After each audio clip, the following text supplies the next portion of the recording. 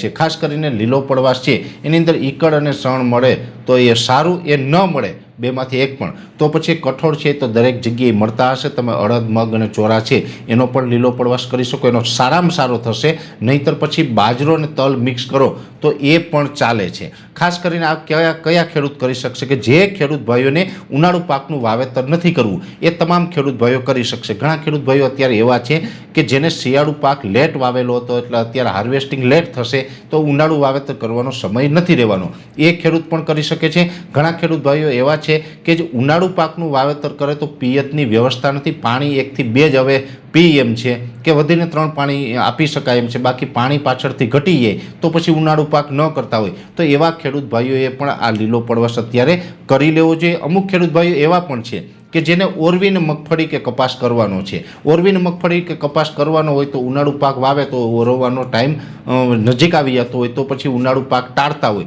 તો એવા સમયે પણ એ કરી શકે છે। એટલે ખાસ આપણે સતત 3 પાક લેતા હોય, જો કે 3 પાક લેવા પણ જરૂરી છે, મોંઘવારી છે સામે આપણા જે ખેડૂતના જે ખેત ઉત્પાદનો છે એના ભાવ નથી મળતા એટલે આપણે આ મોંઘવારીમાં ટકી રહેવા માટે આપણે 3 ઉત્પાદન લેવા છે એ પણ આપણા માટે જરૂરી થઈ ગયા છે। છતાં પણ વચ્ચેમાં કોઈ પણ કારણસર જો આપણે આ ઉનાળાની અંદર સમય મળે તો આ પ્રકારનું કરીને લીલો પડવાશ કરશો તો આપણી જમીનની ફળદ્રુપતા પણ વધશે, જમીનની સેન્દ્રીય કાર્બનની જે લેવલ છે એ પણ વધી જશે અને સાથે આવનારા સમયની અંદર આપણે ઉત્પાદન ક્ષમતા છે એ પણ વધી જશે। એટલે દરેક ખેડૂત ભાઈઓ છે આ પ્રકારે લીલો પડવાશ કરો। મેં આપણે જે 2 થી 3 પાક બતાવ્યા એમાંથી કોઈ પણ પાક વાવી અને 30-35 દિવસનો થાય ત્યાં સુધી એને કરો, પછી રાપલીના રોટાવેટર ચલાવી દો તો બહુ સારામાં સારો આપણે ફાયદો મળી શકે છે। એટલે દરેક ખેડૂત ભાઈઓને લીલો પડવાશ કરવા માટે મારી ખાસ વિનંતી રહેશે।